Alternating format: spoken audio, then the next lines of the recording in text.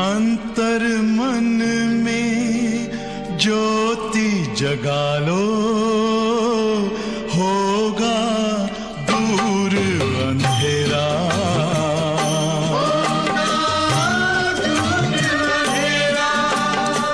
शिव का कर लो ध्यान, आ रहा पावन पुण्य सवेरा।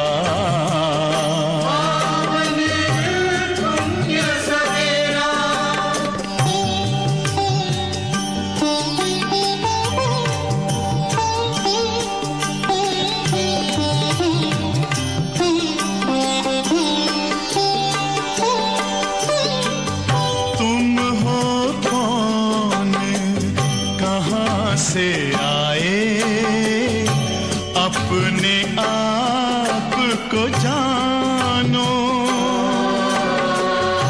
राजयोग के द्वारा अपना परम पिता पहचानो। इसी राजपथ पर चलकर पालो अपना बसेरा।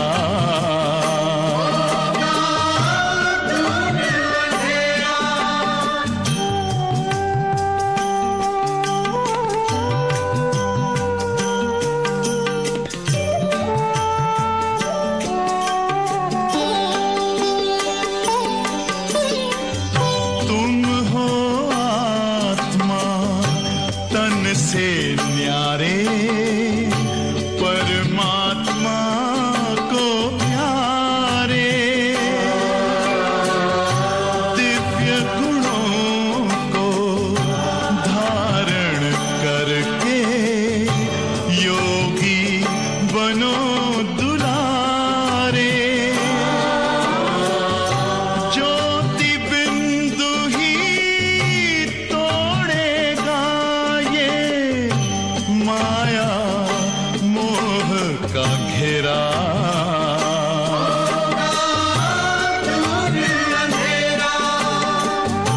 अंतर मन में ज्योति जगा लो, होगा दूर अंधेरा।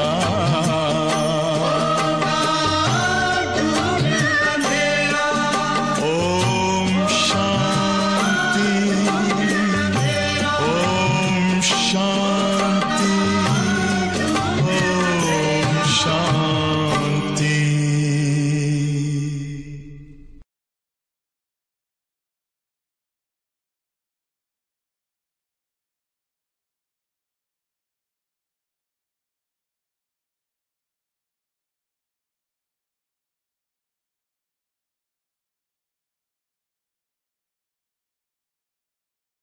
ओम शांति। मुरली की तारीख है 19/7/2020। आज रविवार है, संडे है। आज अव्यक्त बाप दादा की मधुर महावाक्य सुनेंगे। और हम जानते हैं कि अव्यक्त बाप दादा का जो कोर्स मुरलियों का चल रहा है वो 86 का है। तो आज भी 86 की मुरली रिवाइज कोर्स की है।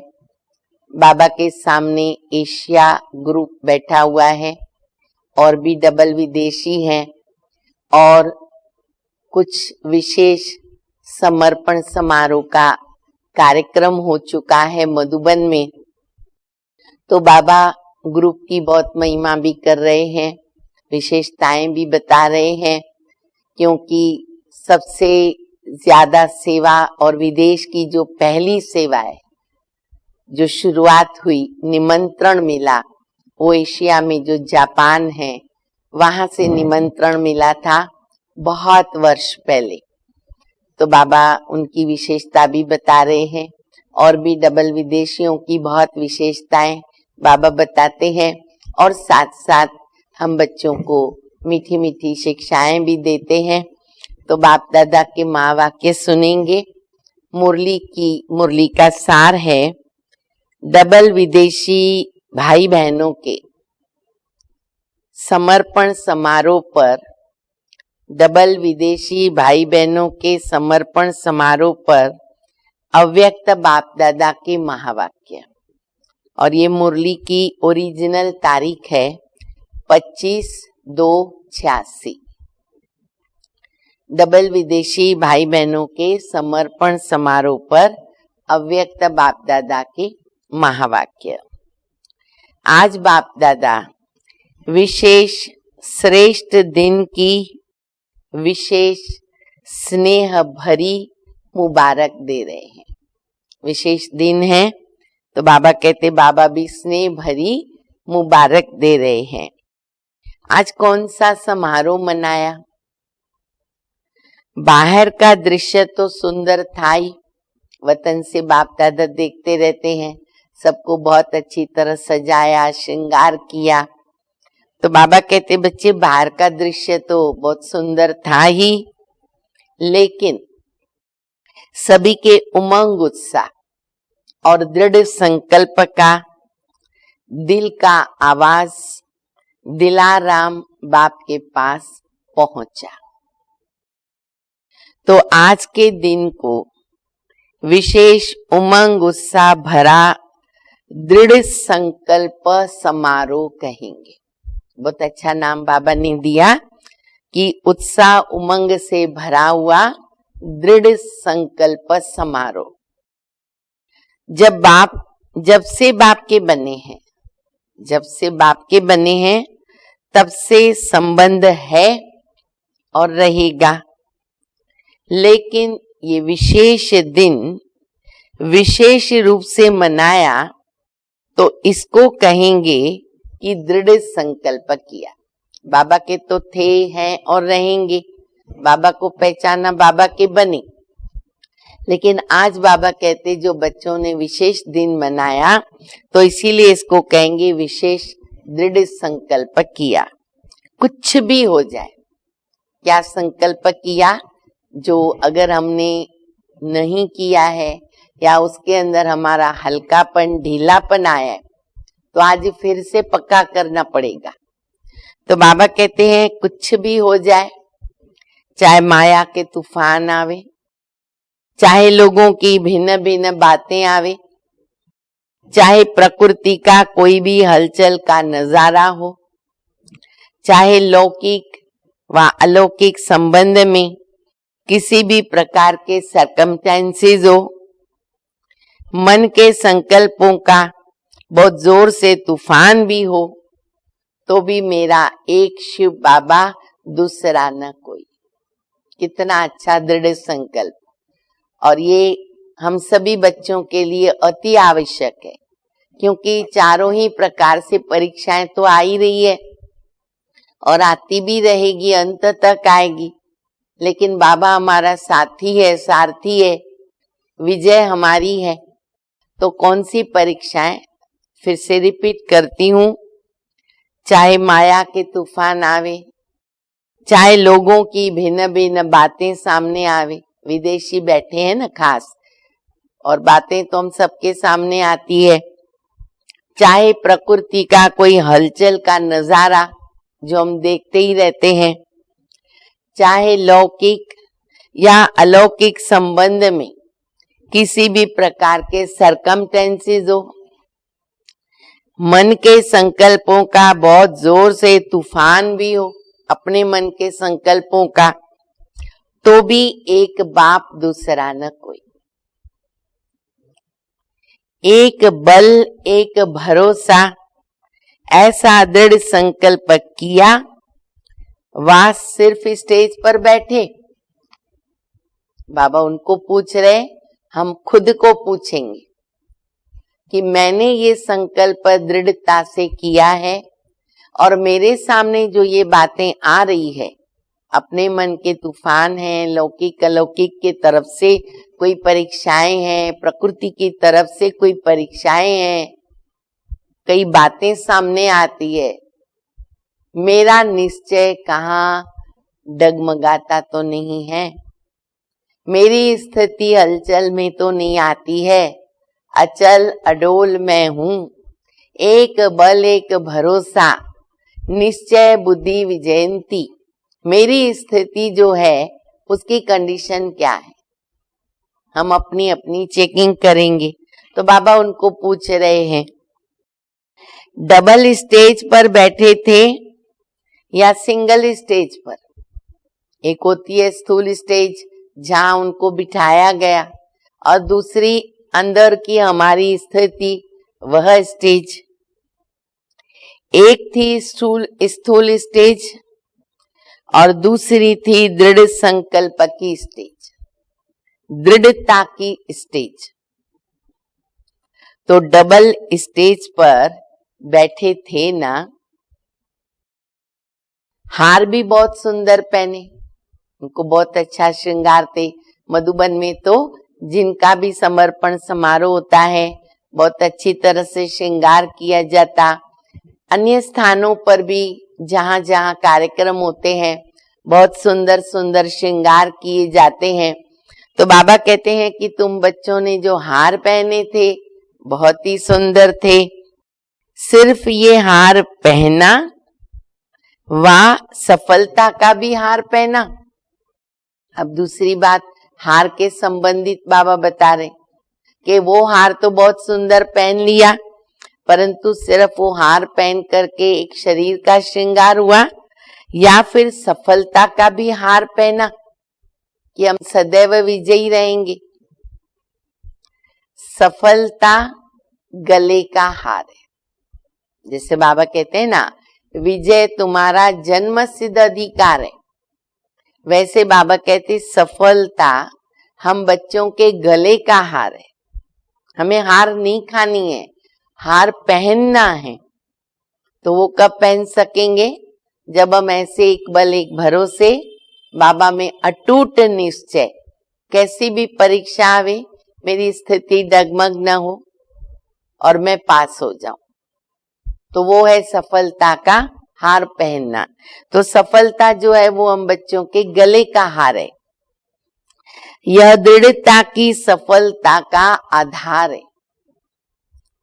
इस स्थूल हार के साथ सफलता का हार भी पड़ा हुआ था न। बाबा उनको पूछ रहे, बाप दादा डबल दृश्य देखते हैं। बाबा जो वतन से देखते हैं केवल हमारे बाहरी रूप को नहीं, लेकिन बाबा डबल रीति से देखते हैं। सिर्फ साकार रूप का दृश्य नहीं देखते बाप दादा, लेकिन साकार दृश्य के साथ साथ आत्मिक स्टेज, मन के दृढ़ संकल्प और सफलता की श्रेष्ठ माला, ये दोनों भी देख रहे थे। स्थूल स्टेज और हमारी सूक्ष्म स्टेज और हमारे मन के दृढ़ संकल्प, और कितनी बच्चों ने सफलता की मालाएं गले में डाली है। डबल माला और डबल स्टेज देख रहे थे। सभी ने दृढ़ संकल्प किया, बहुत अच्छा, कुछ भी हो जाए लेकिन संबंध को निभाना है। कैसी भी बात आवे, संबंध जो बाबा के साथ एक बार जोड़ दिया उसे हमें निभाना है, उसमें हमारा कल्याण है। परमात्म प्रीत की रीत सदा निभाते हुए सफलता को पाना है। केवल परमात्मा से प्रीत नहीं चलेगी। परमात्मा से प्रीत करना भी कोई मासी का घर नहीं है, क्योंकि वह रीत निभाने के बीच में बहुत सी बातें सामने आती है। दुनिया में भी देखो, जो व्यक्ति आपस में दो सच्चा प्रेम करते हैं तो उनके आगे भी बातें आती है। तो हम तो परमात्मा से प्रीत कर रहे हैं, तो उनकी प्रीत की रीत निभाने के लिए हमारे स्वभाव संस्कार जो आसुरी है और दूसरों के भी, वो विघ्न तो डालते हैं, लेकिन प्रीत सच्ची है तो हम कैसे भी करके उसको निभाएंगे उनको पार करेंगे, विजयी बनेंगे। और सारथी हमारे साथ बाप दादा है, तो हमारी विजय तो निश्चित है। निश्चय है, सफलता गले का हार है। हमको बाबा में कितना निश्चय है, बोलने को तो हम सब बोलेंगे, बाबा में मेरा 100% निश्चय है। 99.9 भी हम तैयार नहीं होंगे बोलने को, लेकिन जब परीक्षा आती है तो उसमें हम कैसे निश्चय बुद्धि रहते हैं, वह हमें चेकिंग करनी है। एक बाप दूसरा न कोई, ये है दृढ़ संकल्प। जब एक है तो एक रस स्थिति स्वतः और सहज। एक ही बाबा मन में बसा हुआ, दिल में बसा हुआ दिलाराम, एक बाबा की याद, एक बाबा से मन बुद्धि का संबंध है, तो बाबा कहते अगर एक रस स्थिति वो सहज बन जाती है। सर्व संबंधों की अविनाशी तार जोड़ी है ना, सारा संसारी बाप दादा है।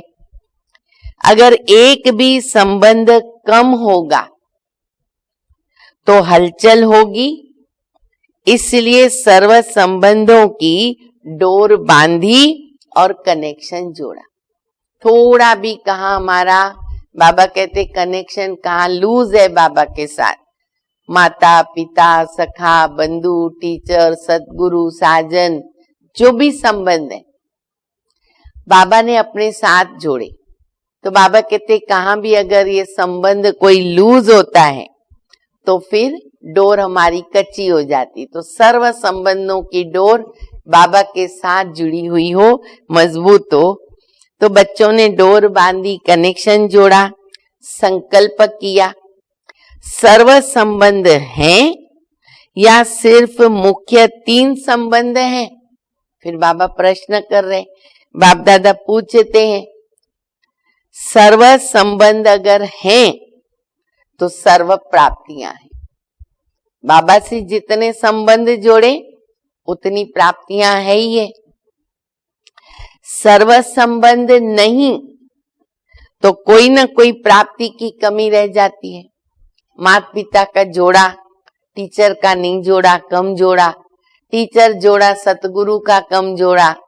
तो बाबा कहते जहां कमी रहेगी संबंध में तो वहां प्राप्ति में भी कमी रहेगी। इसलिए सर्व संबंध हमको जोड़ने हैं एक बाबा के साथ। तो प्राप्ति की कमी रह जाती है, तो सभी का समारोह हुआ ना। दृढ़ संकल्प करने से आगे पुरुषार्थ में भी विशेष रूप से लिफ्ट मिल जाती है। कोई भी बात के लिए दृढ़ संकल्प किया तो वो करना इजी हो जाता है, नामुमकिन मुमकिन हो जाता है। केवल दृढ़ता की जरूरत है। तो बाबा कहते हैं कि बच्चे अगर दृढ़ संकल्प करते ना तो आगे पुरुषार्थ में भी क्या होता है, विशेष रूप से लिफ्ट मिल जाती है। यह विधि भी विशेष उमंग उत्साह बढ़ाती है। बाप दादा भी सभी बच्चों को दृढ़ संकल्प करने के समारोह की बधाई देते हैं।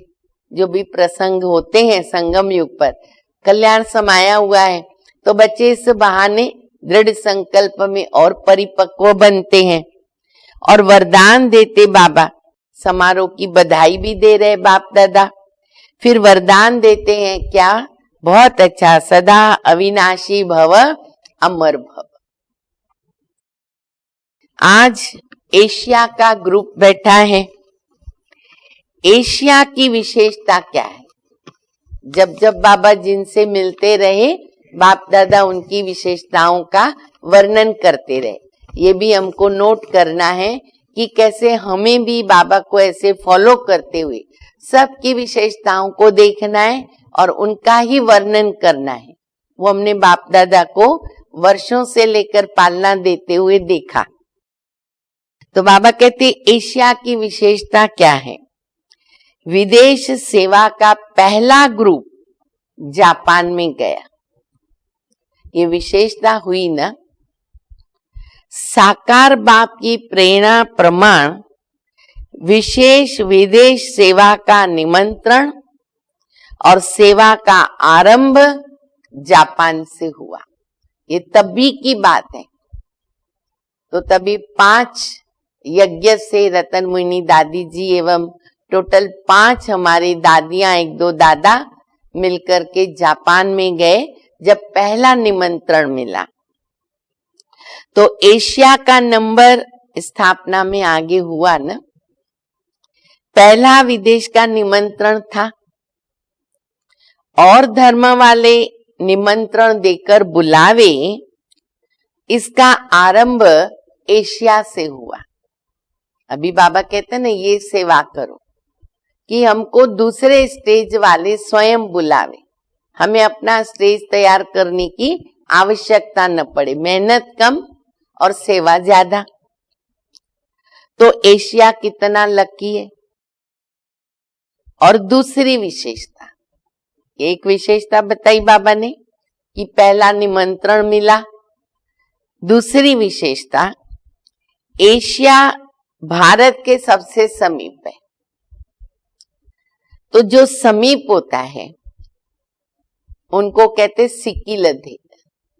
सिकिलदे सिकिलदे बच्चे छिपे हुए हैं। हर स्थान पर कितने अच्छे अच्छे रत्न निकले हैं। क्वांटिटी भले कम है लेकिन क्वालिटी है। मेहनत का फल अच्छा है। विदेश में बाबा के थोड़े से भी बच्चे बनते हैं तो बहुत बड़ी सफलता बोली जाएगी। इस तरह धीरे धीरे अब संख्या बढ़ रही है। सेवा करते रहते, सेवा में बाबा कहते वृद्धि होती रहती है। अभी तो कितनी वृद्धि हो गई है। सब स्नेही है, सब लवली है, हरेक एक दो से ज्यादा स्नेही है। यही ब्राह्मण परिवार की विशेषता है। हरेक ये अनुभव करता है कि मेरा सबसे ज्यादा स्नेह है और बाप का भी मेरे से ज्यादा स्नेह है। ये तो बाबा की बहुत बड़ी जादूगरी है, कमाल है। हर बच्चा बाबा का जो सच्चे दिल से बाबा को प्यार करता, याद करता है, हर एक को यह अनुभव होता। साकार में भी जो बाबा को मिलते थे तो यही अनुभव होता रहता था कि बाबा सबसे ज्यादा मुझे प्यार करते हैं। तो बाबा कहते हैं कि हर एक को ऐसे लगता है कि बाबा मुझे ज्यादा प्यार कर रहे हैं, बाप का मेरे से ज्यादा स्नेह है। मेरे कोई बाप दादा आगे बढ़ाते हैं। इसलिए भक्ति मार्ग वालों ने भी बहुत अच्छा एक चित्र अर्थ सहित बनाया। बहुत बाबा ने अच्छा चित्र का यादगार बताया है कि उस यादगार में कैसे ये अनुभव होता कि बाबा हरेक के साथ है और हरेक को ये लगता है कि बाबा मेरा ही है और बाबा का प्यार मेरे ऊपर ज्यादा है, बाबा मुझे ही मदद ज्यादा करते हैं। आज भी जितने भी बाबा के बच्चे, आप सब भी मुरली सुन रहे हो, आप लोगों का भी यही अनुभव है ना कि बाबा को हमने दिल से बोला मेरा बाबा, बाबा मेरे पास हाजिर है। हर काम बाबा कराता है, करता है, करन करावनहार। तो बाबा कहते भक्ति मार्ग में उसका एक बहुत अच्छा चित्र बनाया।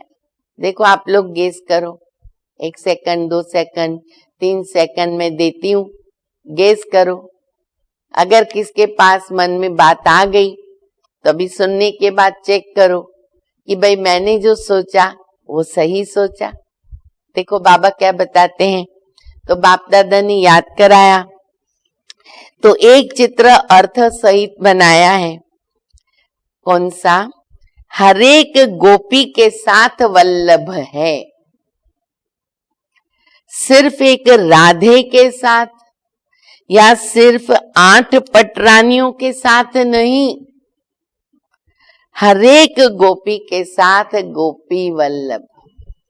दिखाते हैं ना, कई बार कईयों ने दृश्य में, नाटक में, सीरियल में ऐसे दिखाते रहते हैं और पढ़ा भी है शास्त्रों के अंदर तो हर गोपी के साथ कृष्ण नजर आता, तो हर गोपी समझती है वो मेरे साथ है।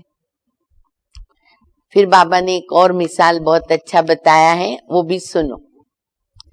जैसे दिलवाड़ा मंदिर में जाते हैं, अपन माउंट आबू में जाते हैं, दिलवाड़ा मंदिर में जाते हैं तो नोट करते हो ना, क्या नोट करते हैं कि ये मेरा चित्र है, क्योंकि इतनी कोठी बनी हुई है, लगभग 108 कोठी है, तो कहाँ तो मेरा भी यादगार है। हर एक बच्चे को लगता है कि ये मेरा यादगार है, मेरा चित्र है, अथवा मेरी कोठी है, मैं तपस्या कर रही हूं, मैं तपस्या कर रहा हूं।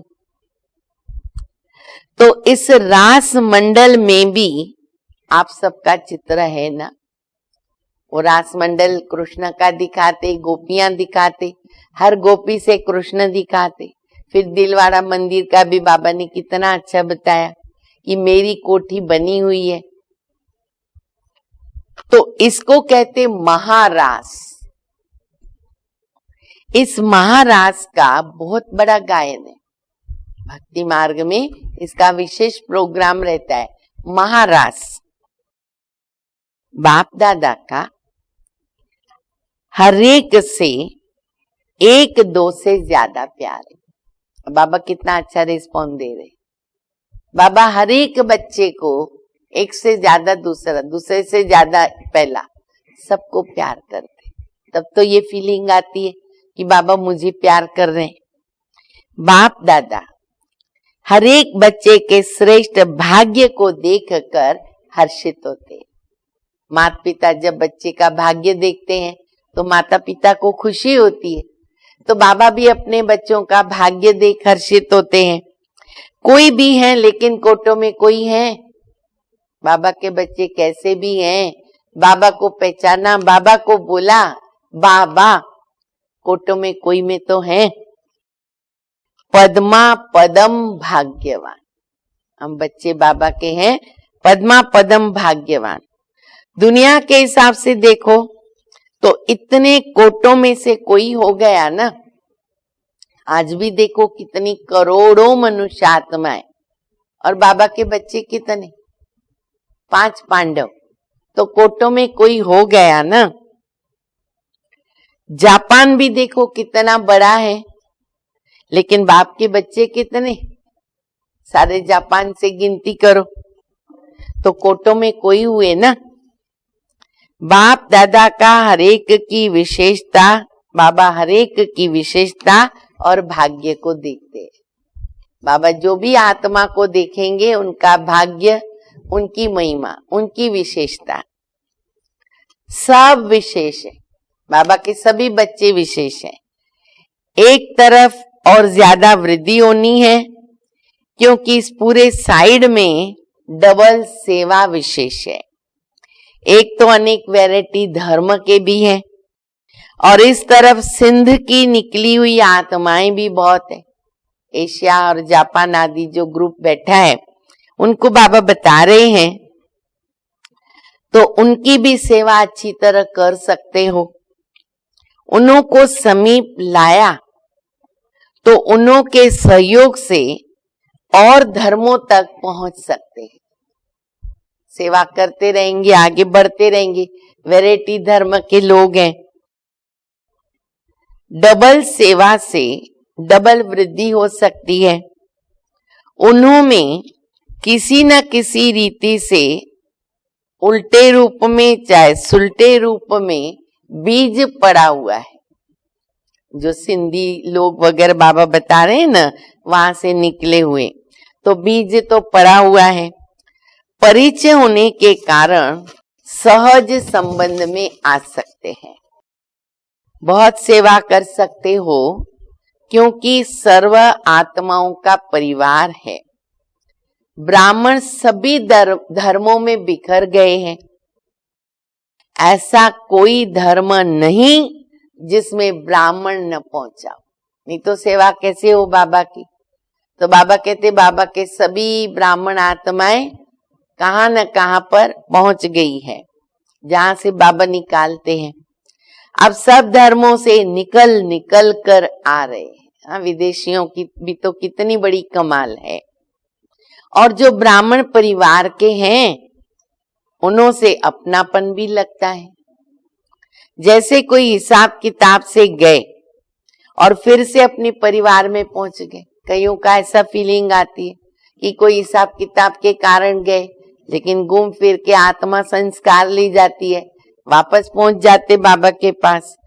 कहां कहां से पहुंचे, अपना सेवा का भाग्य लेने के निमित्त बन गए। ये कोई कम भाग्य नहीं है, बहुत ही श्रेष्ठ भाग्य है। बड़े ते बड़े पुण्य आत्माएं बन जाते, महादानियों, महान सेवाधारियों की लिस्ट में आ जाते। कितना बाबा उनकी महिमा कर रहे हैं जो सेवा ऐसे करते। तो निमित्त बनना भी एक विशेष गिफ्ट है, भगवान ने निमित्त बनाया और डबल विदेशियों को ये गिफ्ट मिलती है। थोड़ा ही अनुभव किया और निमित्त बन जाते हैं सेंटर स्थापन करने की। बहुत जल्दी खुल जाता, खुद ही खोलते, खुद ही संभालते। तो ये भी लास्ट सो फास्ट जाने की विशेष गिफ्ट है।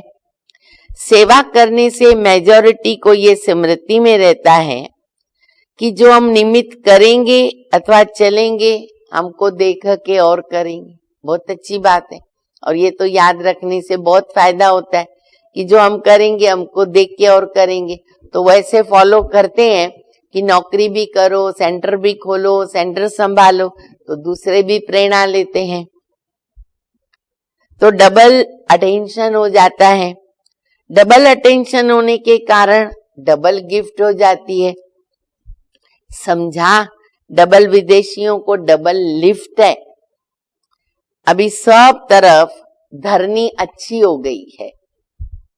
हल चलने के बाद धरनी ठीक हो जाती है ना।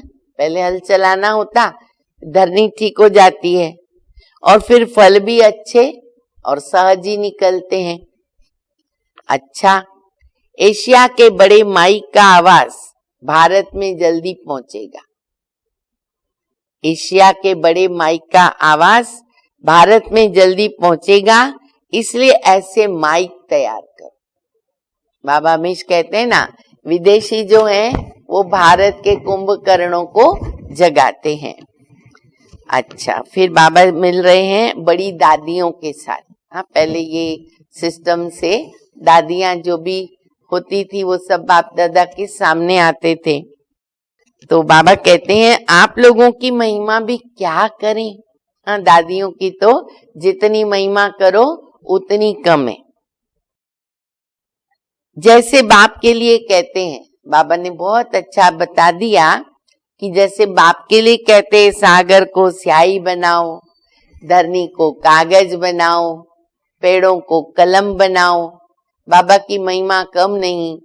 सचमुच जो आदि स्थापना में दादियां आई और उन्होंने जो परीक्षाएं पास की, एक बल एक भरोसा, दृढ़ संकल्प और कितनी सितम सहन किए।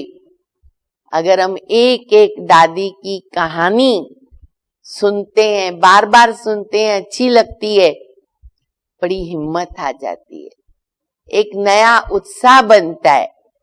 उनके आगे हमारे पास जो भी बातें आती है वो कुछ भी नहीं है। तो बाबा कहते हैं कि दादियों के लिए बाबा क्या कहे। जैसे बाबा की महिमा अपरंपार है, ऐसे आप सभी दादियों की महिमा है। अगर महिमा शुरू करें तो सारी रात दिन एक सप्ताह का कोर्स हो जाएगा। महिमा करते रहो दादियों की। अगर आप लोगों ने दादियों की हिस्ट्री नहीं पढ़ी है, जरूर पढ़ो।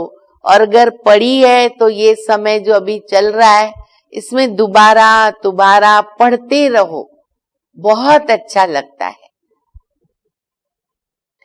तो बाबा कहते सप्ताह का कोर्स हो जाएगा। अच्छे हैं, सबकी रास अच्छी है, सभी की राशि मिलती है और सभी रास करते भी अच्छी है। हाथ में हाथ मिलाना और विचार मिलाना, यही तो रास है ना। रास में क्या करते, ताल में ताल मिलाते। अगर ताल में ताल नहीं मिला तो वो रास जो है वो गड़बड़ हो जाती है उसके अंदर। तो दादियों की ये विशेषता है, विचार देते हैं फिर एक हो जाते हैं। जो भी डिसीजन हुआ सब उसमें मिल जाते हैं। एक ने कहा सभी ने मान लिया। तो बाबा कहते हैं इसी को ही तो रास कहेंगे ना। तो बाप दादा दादियों की ये रास देखते रहते और हमें भी यही सीखना है। अष्टरत्नों की यही रास है, मेन तो अष्टरत्न है। हाँ, जो ट्रिब्यूनल में भी बैठते हैं। आप दादियां परिवार का विशेष श्रृंगार हो। मधुबन में दादियां हैं तो रौनक ही रौनक है। आज की तारीख में देखो हमारे पास दादियां ही नहीं, ना के बराबर जाकर के देखो कितनी दादियां मधुबन में। तो अभी भी जो 2-3 हैं वो मधुबन की शोभा है। और हमारी दुआएं हैं कि बाप दादा उनको जितनी उम्र उनकी बढ़ावे उतना हमारे लिए अच्छा है। तो बाबा कहते आप तो श्रृंगार हो ना मधुबन का या परिवार का भी। अगर श्रृंगार न हो तो शोभा नहीं होती है ना। तो सभी उस स्नेह से देखते हैं, सारा ब्राह्मण परिवार उसी रीति से देखता है। फिर बाबा मिल रहे हैं ब्रिजेंद्रा दादी जी। ब्रिजेंद्रा दादी जी जो मुंबई में सायन सेवा केंद्र पर रहते थे, महाराष्ट्र जोन के इंचार्ज। और सबसे बड़ी बात, ब्रिजेंद्रा दादी लौकिक में हमारे ब्रह्मा बाबा की बहू थे। उनकी जो हिस्ट्री है वो इतनी वंडरफुल है, इतनी वंडरफुल है, बहुत गदगद हो जाती है आंखें, दिल। कितना बाबा ने उनको फूलों की तरह रखा हुआ और उनके पास बहुत सी बातें हैं। और जब ब्रह्मा बाबा में शिव बाबा ने प्रवेश किया तो सबसे पहले हमारी आदरणीय परम श्रद्धेय ब्रिजेंद्रा दादी जी थे जो बाबा के पास गए। जब बाबा गुरु जी के सत्संग से अचानक उठ गए, जो जिंदगी में कभी नहीं उठे, क्योंकि गुरु जी प्रवचन कर रहे हैं और बाबा उठे, ये कभी हुआ ही नहीं। उनको अनरिस्पेक्ट माना जाता है। पहली बार बाबा बीच से उठे तो उनको देखने के लिए जो उनकी बहू थे घर में तभी ब्रिजेंद्रा दादी जी, तो वो उनके पीछे गए। और जैसे ही वो गए तो उनको साक्षात्कार हुआ। सारा room light light, Prakash Prakash. तो उनके पास वंडरफुल अनुभव है। तो बाप दादा उनको मिल रहे हैं। बचपन से लौकिक में अलौकिक में श्रृंगार करती रही, तो श्रृंगार करते करते श्रृंगारी बन गई। ऐसे है ना। बाप दादा महावीर महारथी बच्चों को सदा ही याद तो क्या, लेकिन उनमें समाये हुए रहते हैं। जो समाया हुआ होता है उनको याद करने की तो जरूरत ही नहीं। बाप दादा सदा ही हर विशेष रत्न को विश्व के आगे प्रत्यक्ष करते हैं। तो विश्व के आगे प्रत्यक्ष होने वाली विशेष रत्न हो। एक्स्ट्रा सभी के खुशी की मदद है। आपकी खुशी को देखकर सबको खुशी की खुराक मिल जाती। बाबा की बहू अथवा बाबा की बेटी जो हमारी परदादी कहलाते थे, उनसे भी बाबा मिल रहे, तो उनको देखते हैं, कुछ नहीं तो देखने से ही अंदर की खुशी शुरू हो जाती, चेहरे पे आ जाती है। तो इसीलिए बाबा कहते हैं ये कितनी बड़ी सेवा हो रही है। तो बाबा कहते हैं आपकी खुशी को देखकर सबको खुशी की खुराक ही मिल जाती है, इसलिए आप सबकी आयु बढ़ रही है। वैसे भी योग से आयु बढ़ती है, फिर दुआओं से भी आयु बढ़ती है, क्योंकि सभी के स्नेह की आशीर्वाद मिलती रहती है। अभी तो बहुत कार्य करना है, इसलिए श्रृंगार हो परिवार का, दादियों को बाबा बता रहे हैं ना। अब देखो दादियां सब एडवांस पार्टी में चले गए और बहुत जोर शोर से सतयुग की स्थापना का कार्य शुरुआत होने वाली है। बहुत जोर शोर से चल रहा है, हमें जल्दी जल्दी तैयार होना है। अभी सभी कितने प्यार से देखते, दादियों को जब देखो कितना प्यार से देखते हैं। जैसे कोई का छत्र उतर जाए तो माथा कैसे लगेगा, छत्र पहनने वाला अगर छत्र न पहने तो कैसे लगेगा। तो आप सभी के परिवार की छत्र हो। कितना बाबा सुंदर टाइटल दे रहे हैं, जो हम सभी बच्चे अनुभव भी कर चुके हैं। फिर बाबा मिल रहे निर्मल शांता दादी जी से, जो बाबा की लौकिक में बेटी है। निर्मल शांता दादी, जिन्होंने उनको देखा वो अच्छी तरह जानते हैं, जिन्होंने नहीं देखा तो उनकी शक्ल बिल्कुल ब्रह्मा बाबा से मिलती है, एकदम एक्यूरेट। और आप कलकत्ता में रही, अपना यादगार सदाई मधुबन में देखती रहती हो। यादगार होते हैं याद करने के लिए, लेकिन आपकी याद यादगार बना देती है। चलते फिरते सभी परिवार को निमित्त बने हुए आधार मूर्ति तो याद आते रहते हैं ना। तो आधार मूर्त हो और उनको देख के तो बहुत अच्छा ब्रह्मा बाबा की याद आती रही। स्थापना के कार्य के आधार मूर्त मजबूत होने के कारण ये वृद्धि की, उन्नति की बिल्डिंग कितनी मजबूत हो रही है, कारण आधार मजबूत है। ये जो दादियों ने अपने को समर्पित किया, इतनी तपस्या की है, ये हमारा बना है आधार। तो आधार इतना मजबूत है तो बिल्डिंग तो मजबूत रहेगी। उनके कारण ही आज हम इतने पैदा हुए, आगे बढ़े हैं और अभी भी उनकी ही आगे अव्यक्त पालना मिल रही है और मिलती रहेगी। अच्छा, फिर हम अभी मुरली का वरदान सुनेंगे।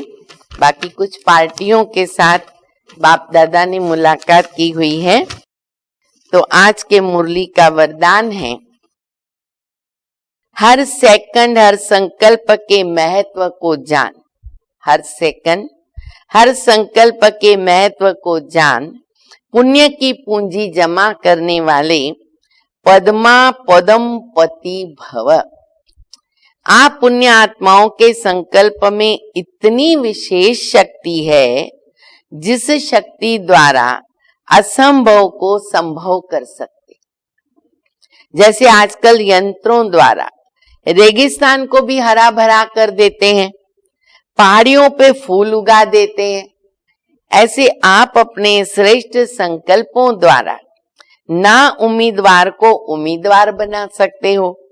सिर्फ हर सेकंड हर संकल्प के वैल्यू को जानकर, संकल्प और सेकंड को अगर यूज कर तो पुण्य की कमाई जमा कर सकते। हर सेकंड हर संकल्प पुण्य की कमाई हमारी जमा होनी ही चाहिए। आपके संकल्प की शक्ति इतनी श्रेष्ठ है, जो एक संकल्प भी पद्मा पदम पति बना देता है। संकल्प में वैसे भी शक्ति है, नाम ही है संकल्प शक्ति मन का। तो पावरफुल संकल्प है ना, उसकी विजय भी वैसी होती है। स्लोगन है, हर कर्म अधिकारीपन के निश्चय और नशे से करो तो मेहनत समाप्त हो जाएगी। हर कर्म अधिकारीपन के निश्चय और नशे से करने से मेहनत समाप्त हो जाएगी। सूचना है, आज मास का तीसरा रविवार है। सभी राजयोगी तपस्वी भाई बहनें शाम को 6:30 से 7:30 बजे तक विशेष योग अभ्यास के समय भक्तों की पुकार सुने। भक्तों की भी सुनेंगे और जो भी आज पीड़ित हैं, दुखी हैं, उनकी भी सुनेंगे। और अपने इष्ट देव रहम दिल दाता स्वरूप की स्थित होकर उस स्थिति में सबकी मनोकामनाएं पूर्ण करने की सेवा करेंगे। भक्तों की भी सेवा करो और जो बेचारे दुखी हैं उनकी भी विशेष शाम को, जो हमारा नुमा शाम का समय है 6:30 से 7:30 और इंटरनेशनल योग का दिन है, तो उनको वाइब्रेशन भेजें और उनको भी हम अपनी प्रेरणाएं दे सके, उनमें ताकत भर सके। अच्छा, ओम शांति।